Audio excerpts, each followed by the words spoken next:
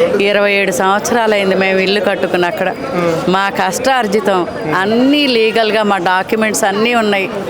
అన్నీ ఏది ఇది కాదు. మేము రిజిస్ట్రేషన్ అయింది, లేఅవుట్ అన్నీ ఉన్నాయి.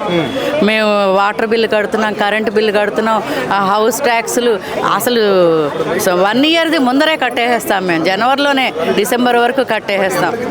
మాకెందుకు బాబు అక్రమార్జనలు, ఆక్రమణ చేశారు అనే మాటలు మాకొద్దు బాబు. మేము ఆక్రమణ చేయలేదమ్మా. మేము గవర్నమెంట్ దగ్గర నుంచి సిన్సియర్గా కొనుక్కున్నది బాబు. కష్టార్జితం. ఇప్పుడు ఏం చేయాలి? ఇప్పుడు ఇల్లు కూల్చేస్తా ఉన్నారు. ఏం కావాలి అర్థం కావట్లే. ఏమంటారమ్మా అధికారులు వచ్చారా మరి ఇంటికి?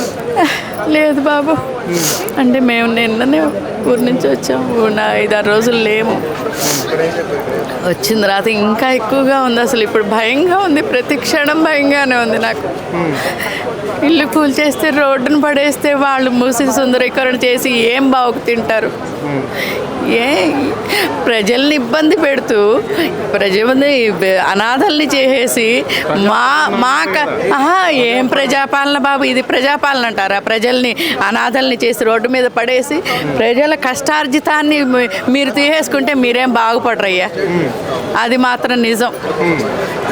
అది తప్పు. అది నచ్చలేదు అసలు మాకు. తప్పునైనా మా ఇల్లు మాకు ఉండాలి. మాకెవరి ఇది వద్దు. మేము కష్టపడి సంపాదించుకుంది.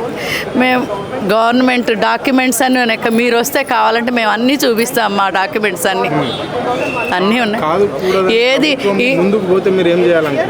మేమా ఇంకా ఆత్మహత్య చేసుకోవటమే అంతే జరిగేది. అదే అది కూడా చూస్తారేమో చూడండి.